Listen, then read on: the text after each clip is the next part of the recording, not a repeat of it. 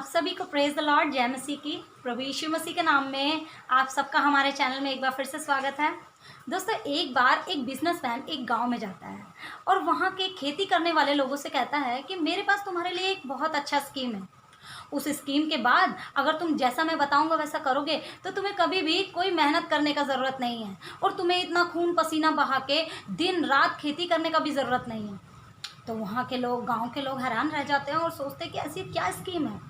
तब वो उससे कहते हैं कि बताइए ना, ऐसा क्या है जो हम बिना मेहनत के कर सकते हैं। तब बिजनेसमैन उनसे कहता है कि यहाँ आसपास जितना जंगल है, जितना जंगल का एरिया है, जितने भी बंदर तुम्हें वहाँ मिलते हैं, तुम मेरे पास सारे बंदर लेकर आ जाओ और हर एक बंदर का मैं तुम्हें 100 रुपया दूंगा। गांव वाले हैरान रह जाते हैं और गांव वाले सोचते हैं कि ये तो बहुत इजी और आसान काम है और इसके लिए तो हमें ज़्यादा मेहनत करने की ज़रूरत नहीं है। तब गांव वाले जाते हैं और जंगल में जंगल घूमते हैं और वहाँ से बहुत सारे बंदर को पकड़ के लेकर आते हैं। तो जिसने बंदर पकड़ा होता है उसके हिसाब से वो बिजनेसमैन उनको एक बंदर के 100 रुपये के हिसाब से उतना उनको पैसा दे देता है। गाँव वालों को बहुत अच्छा लगता है और उन्हें लगता है कि ये बहुत आसान तरीका है पैसे कमाने का। उसके बाद बिजनेसमैन फिर एक बार आता है और उनसे कहता है कि इस बार तुम बंदर पकड़ के लाओगे तो मैं तुम्हें 200 रुपया हर एक बंदर पर दूंगा। गांव वाले फिर खुश हो जाते हैं और गांव वाले बंदर को ढूंढने के लिए चले जाते हैं और फिर वो बंदरों को पकड़ के लेके आते हैं और व्यापारी को देते हैं। तब फिर से वो व्यापारी उनको 200 रुपये उसके हिसाब से देता है। जिसने जितना बंदर लेकर आया होता है उसके हिसाब से वो उन्हें पैसा देता है। गाँव वाले बहुत खुश हो जाते हैं। फिर से व्यापारी कुछ दिन के बाद आता है और गांव वालों से आकर कहता है कि इस बार अगर तुम मुझे बंदर पकड़ कर दोगे तो मैं तुम्हें हर एक बंदर पर 300 रुपया दूंगा। जंगल में सारे बंदर खत्म हो जाते हैं, थोड़े से कुछ ही बंदर बाकी रह जाते हैं। तो जो भी बंदर बचते हैं वो लाकर उसे दे देते हैं और व्यापारी अपने वादे के मुताबिक उनको 300 रुपये देता है। कुछ दिन के बाद फिर से व्यापारी आता है और फिर से लोगों से कहता है कि इस बार अगर तुम मुझे बंदर पकड़ कर दोगे तो मैं तुम्हें 500 रुपये दूंगा। लेकिन गाँव के लोग व्यापारी से कहते हैं कि साहब, अब जंगल के अंदर सारे बंदर खत्म हो चुके हैं और अब हम आपको कुछ भी नहीं दे सकते हैं लाके। तो व्यापारी कहता है कि ठीक है, चलो कोई बात नहीं। ऐसा बोल के व्यापारी वहां से चला जाता है और लोग अपने अपने कामों में लग जाते हैं। कुछ दिन के बाद व्यापारी फिर से आता है और कहता है कि इस बार मैं तुम्हें 2,000 रुपये दूंगा अगर तुम मुझे बंदर पकड़ कर दोगे। तो गांव वाले व्यापारी से कहते हैं कि साहब, जंगल के अंदर सारे बंदर जो हैं वो खत्म हो गए हैं, अब हम आपको कुछ भी नहीं ला के दे सकते हैं। तो व्यापारी कहता है कि चलो ठीक है, कोई बात नहीं, और कहकर व्यापारी वहाँ से निकल जाता है। तब उसका एक नौकर होता है जो वहाँ पे रुक जाता है। व्यापारी के जाने के बाद वो गांव वालों से कहता है कि मेरे पास तुम्हारे लिए एक बहुत अच्छा स्कीम है। तुम एक काम करो, मेरे पास बहुत सारे बंदर हैं, अगर तुम चाहो तो तुम मुझसे उसे 1000 रुपये में खरीद के साहब को 2000 रुपये में बेच सकते हो। इससे तुम्हें 1000 रुपये का फ़ायदा हो सकता है। गांव वालों को ये स्कीम अच्छी लगी और वो उस नौकर से 1000 रुपये में बंदर खरीद लेते हैं। उसके बाद वो व्यापारी और वो नौकर दोनों वहाँ से चले जाते हैं और उसके बाद वो कभी भी वहाँ पर नहीं आते हैं। तो गांव वाले बहुत पछताते हैं क्योंकि उन्होंने बंदरों को ख़त्म भी कर दिया और उन्होंने उसका नुकसान भी उठाया। दोस्तों, इस कहानी की तरह ही शैतान भी हमारे भरोसे और हमारे विश्वास के साथ खेल रहा है। दोस्तों, इस कहानी में जिस प्रकार से गांव वालों का विश्वास उस व्यापारी ने जीत लिया और उसके भरोसे के साथ खेला, उनके विश्वास के साथ खेला, उसी प्रकार से आज शैतान भी हर एक मनुष्य के विश्वास के साथ खेल। दोस्तों, शैतान नर्क को खूबसूरत नहीं बना सकता क्योंकि वो खूबसूरत कभी भी नहीं है, वो बहुत ही भयानक जगह है, लेकिन वो उस तक पहुंचने वाले हर एक रास्ते को बहुत खूबसूरत बनाता है, बहुत आकर्षित। जैसे अगर हम बाइबल में पढ़ते हैं तो उत्पत्ति की किताब में शैतान ने बहुत ही चतुराई से हव्वा के भरोसे को जीत लिया। उत्पत्ति 3 अध्याय में अगर हम पढ़ते हैं तो वहाँ पे शैतान ने भी इसी तरीके से हव्वा को उसकी लालसाओं में डालकर उसके विश्वास और भरोसे को जीत लिया और फिर उसी विश्वास और भरोसे के साथ उसने खेला।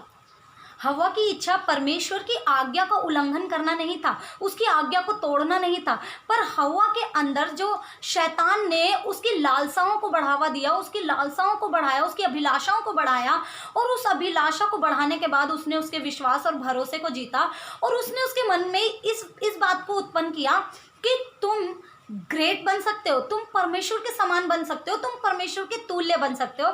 जैसा काम परमेश्वर करते हैं वैसे ही तुम भी कर सकते हो। जैसा परमेश्वर ने इतने महान कार्य किए हैं वैसे तुम भी महान कार्य कर सकते हो अगर तुम इस फल को खाओगे तो। इसीलिए परमेश्वर ने तुम्हें इस फल को खाने के लिए मना।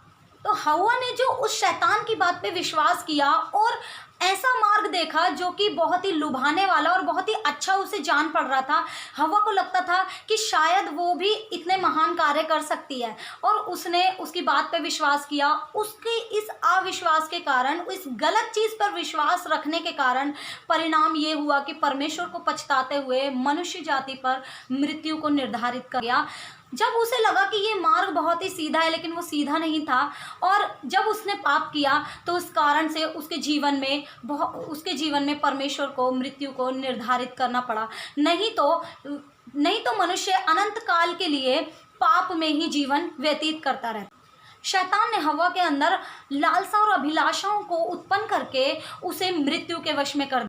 और आज इंसान उसी प्राण को बचाने के लिए आज इंसान जद्दोजहद कर रहा है।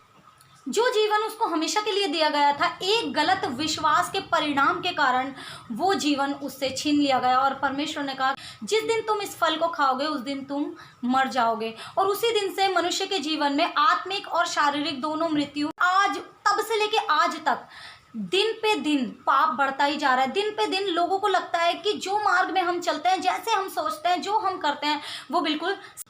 आज भी शैतान हर एक उस रास्ते को आकर्षित बनाता है, हर एक उस रास्ते को खूबसूरत बनाता है जो रास्ता आपको मृत्यु तक पहुंच।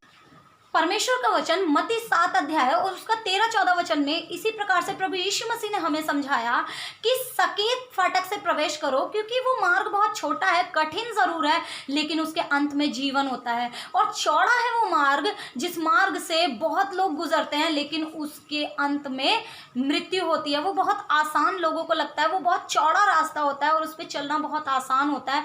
और लोगों को ऐसा लगता है कि इस मार्ग में चलने से सब कुछ सही है और सब कुछ अच्छा है। लोगों को वो रास्ता बहुत इजी लगता है लेकिन वो रास्ता हमें मृत्यु तक पहुंचा। आज हम देखते हैं गलत काम, बुराई, पाप, गंदे काम, अपराध आज फैशन बन गया है लोगों के लिए। आज लोगों को नहीं लगता कि ये सब काम गलत है। अगर आप प्रेग्नेंट हैं और अगर आप डॉक्टर के पास जाते हैं, डॉक्टर अगर आपसे कहता है कि क्या आपको ये बच्चा रखना है या नहीं, अगर माता पिता ने कहा कि हाँ हमें ये बच्चा रखना है तो वो उसकी जान को बख्श देंगे। और अगर माता पिता ने कहा कि हमें ये बच्चा नहीं चाहिए तो बड़ी ही बेरहमी से वो उस बच्चे की गर्दन को तोड़कर उसे पूरे तरीके से डिस्ट्रॉय कर देंगे मशीनों। फैमिली प्लानिंग कर रहे हैं लेकिन परमेश्वर की नज़र में ये, अगर आज कोई झूठ बोले, लड़ाई करे, नशा करे, लोग कहते हैं कि ये आम बात है और उसके लिए, उस काम को करने के लिए लोग एक्सक्यूज ढूंढ। आज स्त्री स्त्री से शादी कर सकती है, आज पुरुष पुरुष के साथ रिलेशनशिप बना सकता है, आज लोग ट्रांसजेंडर के साथ भी शादी कर सकते हैं। लोगों को लगता है कि ये आम बात है, ऐसा फीलिंग्स भी इंसान के अंदर पैदा होता है। लेकिन परमेश्वर का वचन हमें बताता है कि कोई भी ऐसा काम ना करे, क्योंकि परमेश्वर की नज़र में ये बहुत ही घृणित पाप होता है।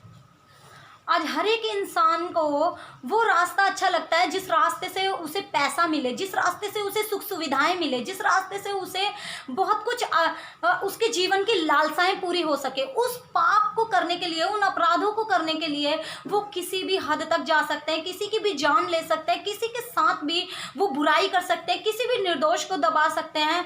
आज हम दुनिया के कोने कोने में इस चीज़ को देख सकते हैं। निर्दोष लोगों को दबाया जा सकता है सिर्फ किस लिए? अपनी लालसाओं को पूरा करने के लिए, अपनी इच्छाओं को पूरा करने के लिए और अच्छे से अच्छा जीवन व्यतीत करने के लिए। आज लोग पैसा कमाना चाहते हैं और उस रास्ते पे चलना चाहते हैं जो रास्ता हमें मृत्यु तक पहुंचा। परमेश्वर का वचन, नीति वचन, उसका 16 अध्याय और उसका 25 वचन हमें कुछ इस प्रकार से बताता है कि एक ऐसा मार्ग है जो मनुष्य को सीधा जान पड़ता है परंतु उसके अंत में मृत्यु होती है। हालेलुया। परमेश्वर का वचन बताता है कि मनुष्य को वो मार्ग बहुत सीधा लगता है, बहुत अच्छा लगता है, क्योंकि चौड़ा है वो मार्ग और बहुत इजी है, बहुत खूबसूरत है, बहुत आकर्षित है। आज हम जितने भी कामों में उलझे हुए हैं, जितने अपराधों में उलझे हुए, जितने पापों में उलझे हुए, वो सारे पाप हमें नर्क तक पहुंचा सकते हैं, हमें दूसरी मृत्यु तक पहुंचा।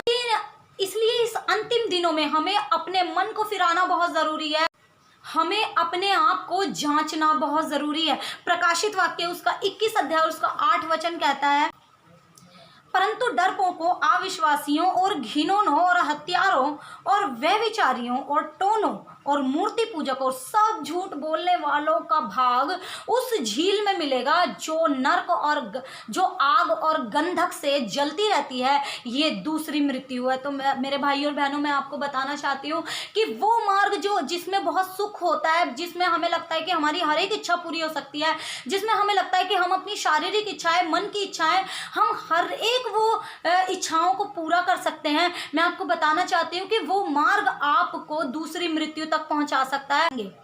मैं आपको बताना चाहती हूँ कि देखिए, जिस प्रकार से एक बम के अंदर बारूद होता है जो कि जलता और विस्फोट करता है, लेकिन उसको बाहर से एक कवर दिया जाता है, उसी प्रकार से मनुष्य भी होता है और उसके अंदर पाप जो होता है उस बारूद के समान होता है। अगर वो बारूद जब फटता है, उसके बाहर का कवर भी फट जाता है, हो जाता है। उसी प्रकार से परमेश्वर ने कभी भी किसी मनुष्य के लिए नरक की आग नहीं बनाया, लेकिन जो शैतान का साथ देते हैं, जो उसके मार्गों पे चलते हैं, वो भी उसी प्रकार उस बम के कवर की तरह नाश हो जाएंगे।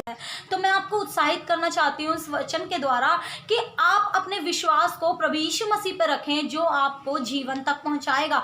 परमेश्वर के मार्गों पर चले और अपने आप को पवित्र करें और अपने अंदर से हर एक बुरे कामों को छोड़ें, परमेश्वर का वचन पढ़े, ताकि परमेश्वर का वचन आपको आत्मिक उन्नति दे, आपकी बुद्धि को खोले, आपकी समझ को खोले और आपका मार्गदर्शन करे कि कैसे आपको एक पवित्र जीवन, एक अच्छा जीवन व्यतीत करना है, जिसके द्वारा आपको अनंत काल का जीवन प्राप्त होगा, जो अदन की वाटिका में हव्वा के और आदम के द्वारा वो कहीं ना कहीं महिमा उड़ गई थी और वो खो गया था, आज वो फिर से आप पा सकते।